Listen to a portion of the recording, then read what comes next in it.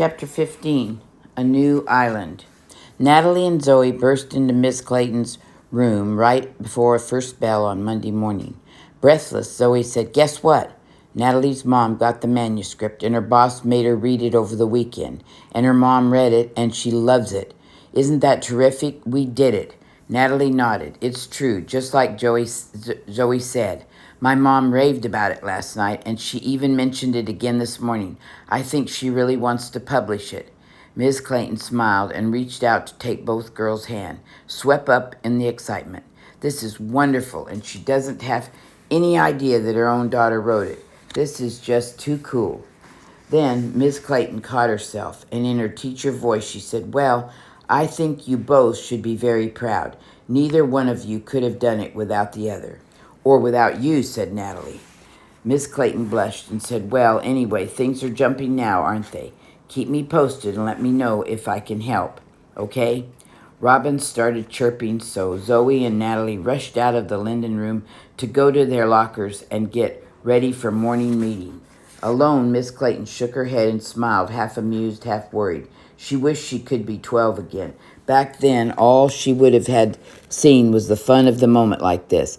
But she was 26, and she was supposed to be the mature, grown-up teacher, and there were probably dangers ahead.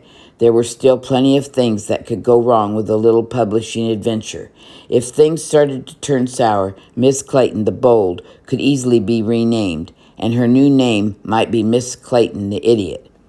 In science class, Zoe was trying to pour exactly 30 cubic centimeters of distilled water into a graduated cylinder. Natalie was watching her, and all of a sudden Zoe started spilling water all over the lab table. It splashed onto Natalie's notebook, and she said, "Hey, watch out."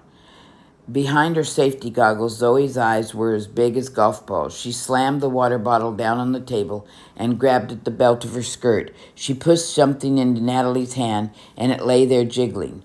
Zoe hissed, "It's the beeper. It's ringing. That's the silent ring when it vibrates."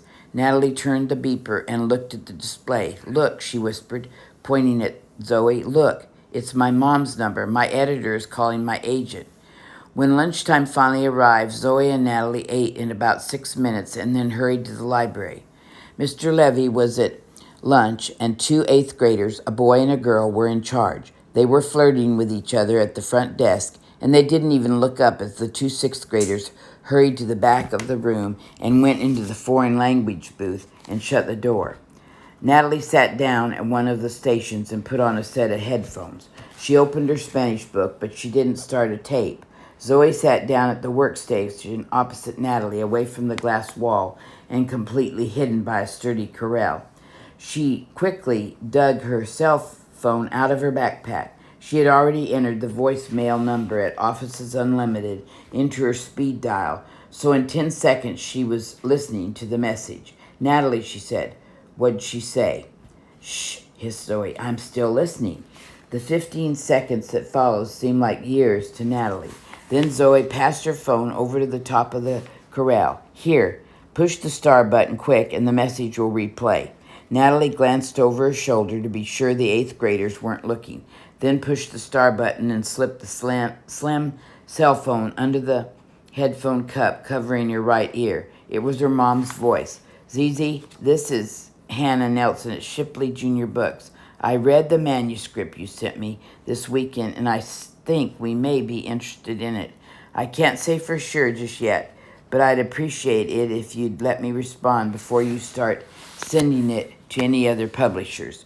It's certainly not perfect, but I think the flaws are manageable, and it might just fit it with our program. So if you'd give me a call at 555-9091, we can talk about it. Again, that's 555-9091. Goodbye." Zoe took the phone back and turned it off. Her eyes sparkled and she said, "Great, she wants to talk." Natalie frowned and pulled off the headphones. "But it sounds like she doesn't like it as much anymore.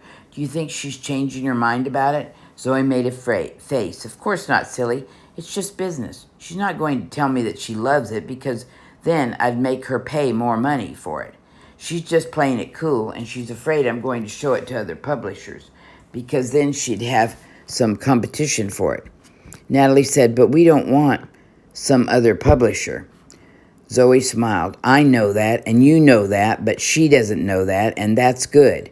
That way, we'll get a better deal. Natalie's narrowed her eyes and said, Zoe, I don't want you messing this up, trying to make some big deal. Let's just get the book published. Zoe waved her hand and said, relax. I've got it all under control. Put your headphones back on and listen to your agent go to work. Natalie pulled on the headphones and Zoe sat down, turned on her phone, and dialed Hannah Nelson's number. She answered right away, and Natalie thought, poor woman, she's working through her lunchtime again. Natalie could hear only Zoe's half of the conversation. Hannah, this is ZZ Resman from the Sherry Clutch Agency, and I'm returning your call. I am so glad you like Cassandra's book. I think you're very smart to pick up on it right away. Yes, I can understand that, but still, if you're asking me to stop sending the book to other publishers, then you must have a very strong interest.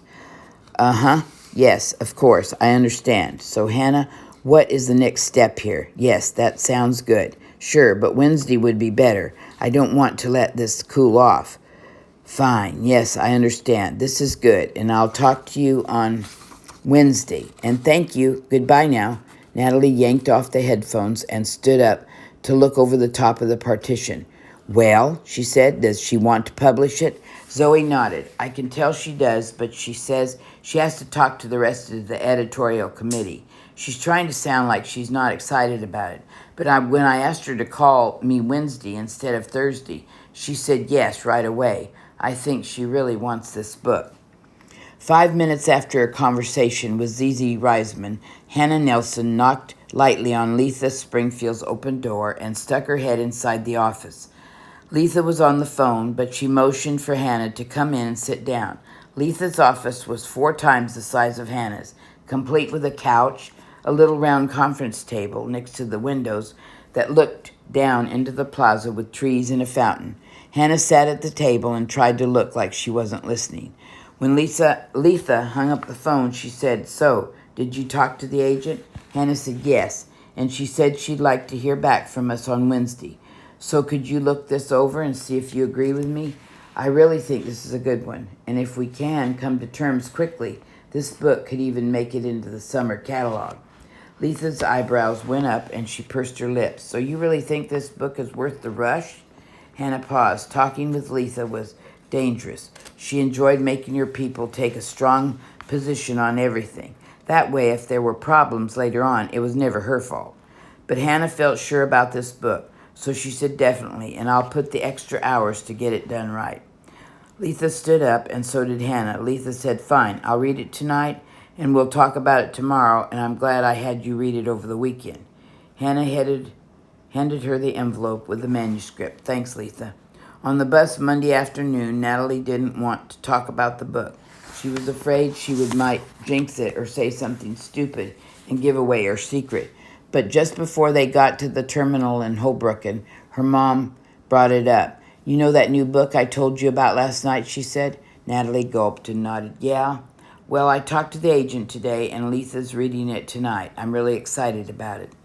Natalie couldn't resist. She said, so what do you know about the author? Her mom shrugged. Nothing really, except that she's a good writer.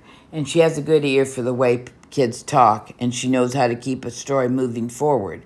Her mom paused and looked out the window. Then she said, I think finding a new writer is even more fun than working with someone who's already great.